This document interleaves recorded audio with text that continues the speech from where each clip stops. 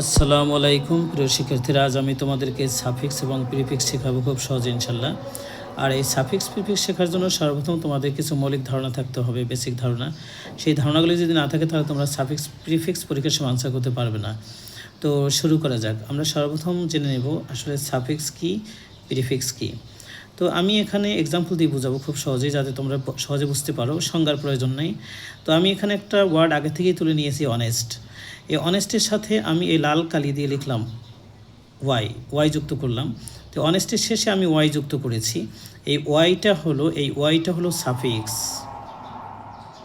এই ওয়াইটা হলো সাফিক্স, অর্থাৎ কোনো ওয়ার্ডের শেষে যখন কোনো লেটার বা লেটার সমষ্টি যুক্ত হয় তখন তাকে বলা হয় সাফিক্স। তাহলে এই অনেস্টের শেষে ওয়াই যুক্ত হয়েছে, একটা লেটার যুক্ত হয়েছে, এই ওয়াইটা হলো এখানে সাফিক্স। তো এখানে আমি একটি লেটার যুক্ত করেছি, এখানে একের বেশিও লেটার যুক্ত হতে পারে, অর্থাৎ শেষে যেই লেটার বা লেটার সমষ্টি যুক্ত হবে সেটা হবে সাফিক্স।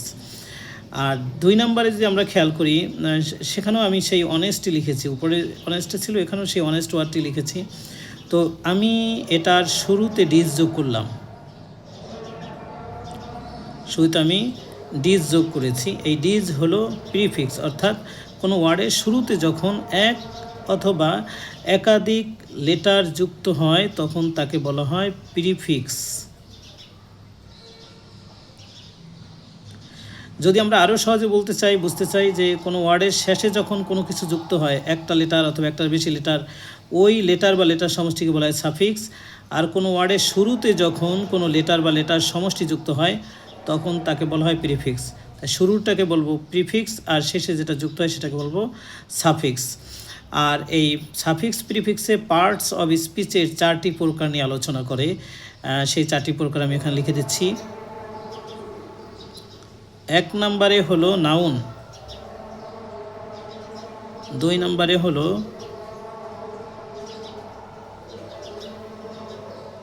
অ্যাডজেক্টিভ, 3 নম্বরে হলো ভার্ব, 4 নম্বরে হলো অ্যাডভার্ব। ওই যে বেসিকের কথা বলেছিলাম, এই ধারণাগুলি থাকতে হবে। তো সাফিক্স প্রিফিক্সে পার্টস অফ স্পিচের 4টা প্রকার নিয়ে আলোচনা করা হয়। 1 হলো নাউন, 2 অ্যাডজেক্টিভ, 3 ভার্ব, 4 অ্যাডভার্ব। এই যে 4টা প্রকার, নাউন, অ্যাডজেক্টিভ, ভার্ব, অ্যাডভার্ব, এই 4টা প্রকার সম্পর্কে তোমাদের ধারণা থাকতে হবে, সুস্পষ্ট ভালো ধারণা থাকতে হবে। তাহলে আমরা কি বললাম, কি শিখতে পারলাম, যে সাফিক্স প্রিফিক্সে পার্টস অফ স্পিচের 4টি প্রকার নিয়ে আলোচনা করে। 1 হলো নাউন, 2 অ্যাডজেক্টিভ, 3 ভার্ব, 4 অ্যাডভার্ব। এই 4টা প্রকার নিয়ে আলোচনা করে। তো আমাদেরকে এখন জানতে হবে যে এই নাউন কোথায় কোথায় বসে, অ্যাডজেক্টিভ কোথায় কোথায় বসে, ভার্ব কোথায় কোথায় বসে, অ্যাডভার্ব কোথায় কোথায় বসে, এগুলি আমাদের জানতে হবে। ইনশাল্লাহ আমি খুব সহজেই বুঝিয়ে দেব, তোমরা বুঝতে পারবে। তাহলে এখন আমরা শিখব যে নাউন কোথায় বসতে পারে। তাহলে আমরা লিখে নেব নাউন এর ব্যবহার, নাউনের ব্যবহার, অর্থাৎ নাউন কোথায় কোথায় বসতে পারে সেটা। তো আমরা এখানে লিখে নিচ্ছি। এগুলি যদিও তোমাদের কাছে একটু বেশি মনে হয়, আসলে এইগুলি আমাদের জানতে হবে। এগুলি না জানলে আমরা পরীক্ষার সময় আনসার করতে পারবো না সহজেই, কারণ তখন মুখস্থ ছাড়া আর কোনো কাজ থাকবে না। তো নাউনের ব্যবহার, নাউন কোথায় বসতে পারে। নাউন সাবজেক্টের স্থানে বসে, সাবজেক্টের স্থানে, নাউন সাবজেক্টের স্থানে বসে। তারপরে নাউন বসে কোথায়, অবজেক্টের স্থানে, অবজেক্ট এর স্থানে। তারপরে প্রিপজিশনের পর, এগুলি তোমাদের জানতে হবে। প্রিপজিশনের পর আমি সব সুন্দর করে বুঝিয়ে দেবো ইনশাল্লাহ এক্সাম্পল দিয়ে পরবর্তীতে। এরপরে পসেসিভের পরে,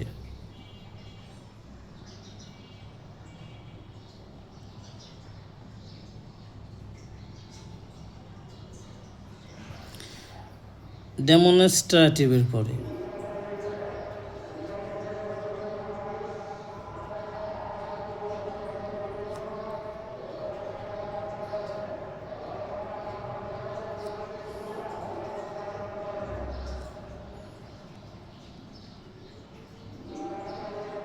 অ্যাজেক্টিভের পর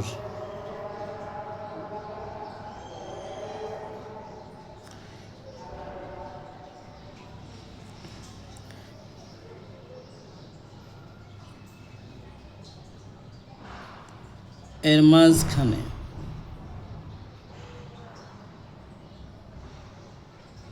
অর্থাৎ দা আর অব এর মাঝখানে এখানে নাউন বসবে। এরপরে আমাদের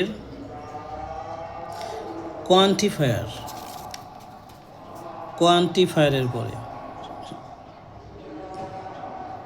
কোয়ান্টিফায়ার্সের পরে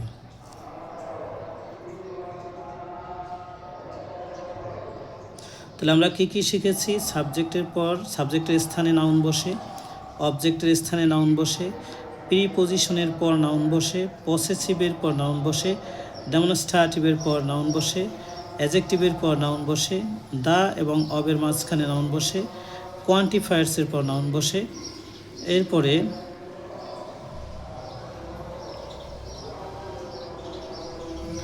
আর্টিকেলের পর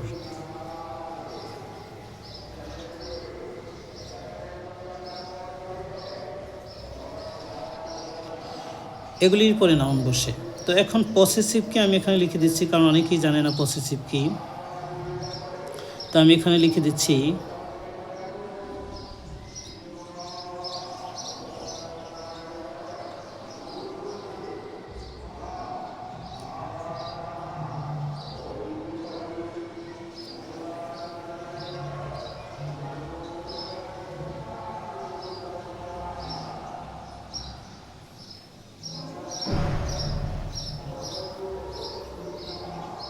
এগুলির পরে my, his, her, our, your, its এরকম যেগুলি আছে পসেসিভ সেগুলির পরে।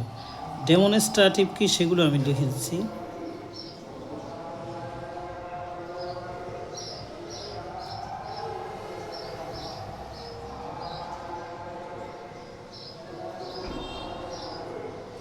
তাহলে এখানে যে আমি পসেসিভগুলো লিখলাম এগুলোর পরে প্রত্যেকটার পরে নাউন হয়। My, his, her, our, your, its এরকম যেগুলি আছে, যেমন এখানে দেয়ারও আছে, এই যে পসেসিভগুলি আছে এরপরে কি বসে? নাউন বসে। তো দিস, দ্যাট, দেস, দোজ এগুলো হলো ডেমনস্ট্রেটিভ, এগুলোর বলা হয় ডেমনস্ট্রেটিভ প্রোনাউন। দিস, দ্যাট, দেস, দোজ এগুলোর পরেও নাউন বসে। তারপরে আমরা কোয়ান্টিফায়ার্স কি কয়েকটা লিখে দিচ্ছি, যে many, much, little, a little, few,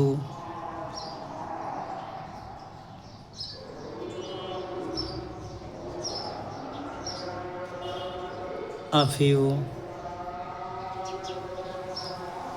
every,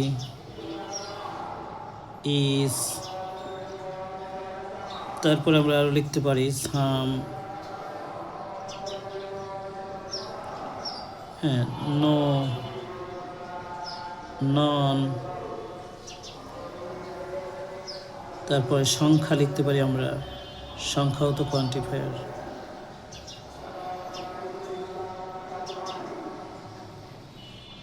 এরকম যা আছে আর কি।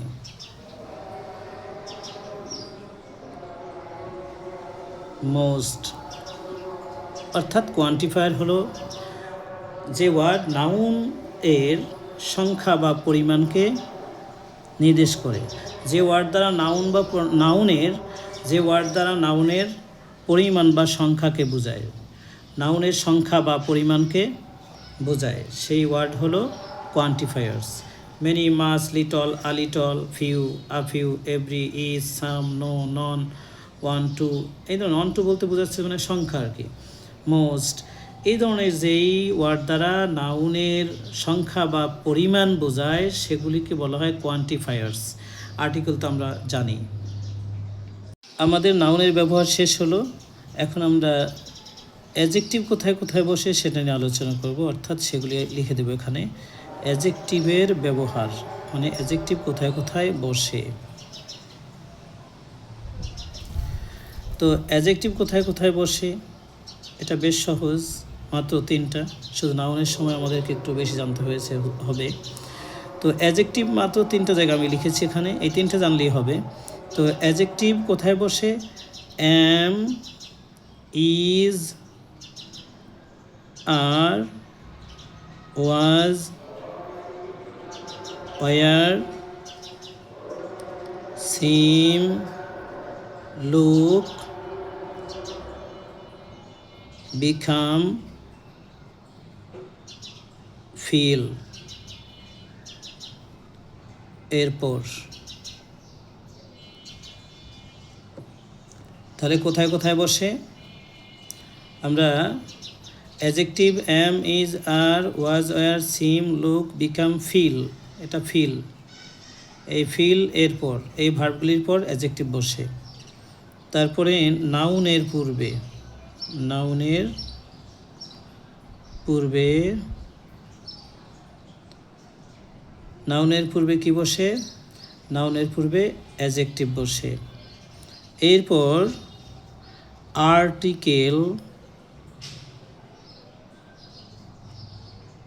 এবং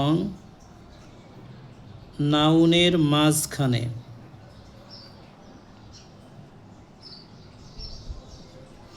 তাহলে আর্টিকেল এবং নাউনের মাঝখানে কি বসে? অ্যাডজেক্টিভ বসে। নাউনের পূর্বে অর্থাৎ নাউনের আগে অ্যাডজেক্টিভ বসে।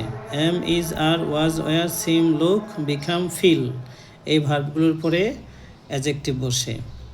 এখন আমরা শিখব যে অ্যাডভার্ব কোথায় বসে।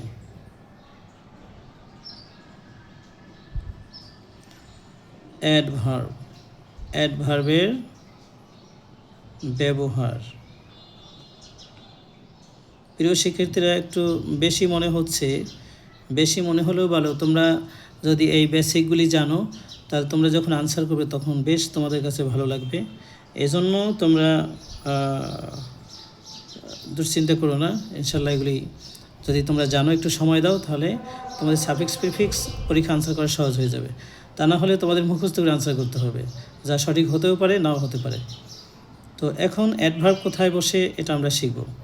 অ্যাডভার্ব সাবজেক্টের পূর্বে, সাবজেক্ট এর পূর্বে, সাবজেক্টের পূর্বে বসে, অর্থাৎ সেন্টেন্সের শুরুতে, সাবজেক্টের আগে। এরপরে মেইন ভার্বের পর, মেইন ভার্ব এরপর অক্সিলিয়ারি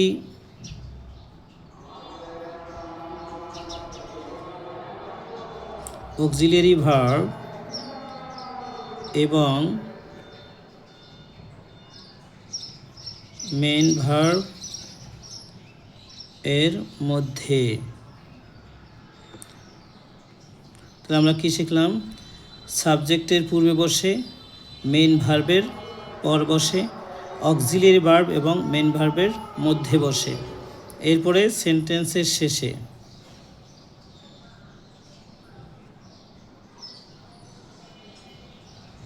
সেন্টেন্সের শেষে বসে।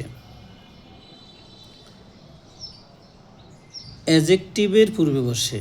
কোথায়? অ্যাডজেক্টিভের পূর্বে। তো শিক্ষার্থীরা, এখন আমরা শিখব যে ভার্ব এর ব্যবহার, মানে ভার্ব কোথায় বসে। তো 1 নম্বরে, এ নম্বরে সাবজেক্টের পরে, সাবজেক্টের পর ভার্ব বসে। এটা আমরা সকলেই জানি, সাবজেক্টের পর স্থান হলো ভার্বের, সাবজেক্টের পর ভার্ব বসে। তারপর প্রিপজিশন টু এর পর, প্রিপজিশন টু এর পর কি বসে? ভার্ব বসে। প্রিপজিশন টু এর পর ভার্ব বসে। তারপরে অক্সিলিয়ারি ভার্বের পর, অক্সিলিয়ারি ভার্ব এর পর। এগুলি আমাদের জানলে হবে ইনশাল্লাহ। তো শিক্ষার্থীরা, আজকে এই ভিডিওতে যে বেসিক আলোচনা করা হয়েছে, তোমরা এগুলি ভালোভাবে শিখবে, মুখস্থ করবে। এইখানে কাজই হলো মুখস্থ করা। এই যে নাউন কোথায় বসে, অ্যাডজেক্টিভ কোথায় বসে, ভার্ব কোথায় বসে, এগুলি তোমাদেরকে অ্যাডভার্ব কোথায় বসে, এগুলি তোমাদেরকে মুখস্থ করতে হবে, কারণ এগুলি মুখস্থের বিষয়, এগুলি মুখস্থ করবে। তারপরে পরবর্তী ভিডিওতে আমি নাউন, অ্যাডজেক্টিভ, ভার্ব, অ্যাডভার্ব চেনার যে সিমটম আছে, আলামত আছে, সেগুলো দিয়ে দিব। তারপরে পরের ভিডিওতে তোমরা সরাসরি বোর্ডের প্র্যাকটিস পাবে ইনশাল্লাহ। তখন আমি এইগুলি ধরাই দেখাই দেবো যে কোথায়, কিভাবে, কেন ভার্ব বসলো, নাউন বসলো, অ্যাডজেক্টিভ বসলো, ভার্ব বসলো, সবই তোমাদেরকে খুব সহজে বুঝিয়ে দেওয়া হবে ইনশাল্লাহ।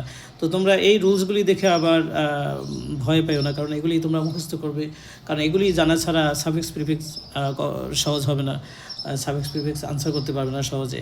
একমাত্র পারবে শুধুমাত্র মুখস্থ করতে, কিন্তু ওই মুখস্থ করলে তো আর তোমরা, সেটা তো মুখস্থ বিদ্যা হয়ে গেল, তোমরা বুঝলা না কিছু, কমন পড়লে তো পড়লো, না পড়লে না, এরকম অবস্থা হবে। তো এই জন্য জানতে হবে, তোমরা স্টুডেন্ট, তোমাদেরকে শিখতে হবে, জানতে হবে, আর জানার জন্য সময় দিতে হবে, কষ্ট করতে হবে। আর তোমরা যদি জানো, তখন তোমার পরীক্ষার সময় বানাই দিলেও তোমরা সঠিকভাবে আনসার করতে পারবা। আশা করা যায় তোমরা আমি এই ভিডিওতে যা বুঝিয়েছি তোমরা বুঝতে পারছো।